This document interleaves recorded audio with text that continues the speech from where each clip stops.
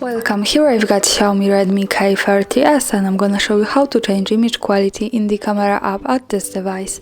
So at first we have to tap on the camera button to open it, and for now we are in the standard photo mode. From here let's go to the right corner. By tapping on this button we get access to more options about the camera we can manage.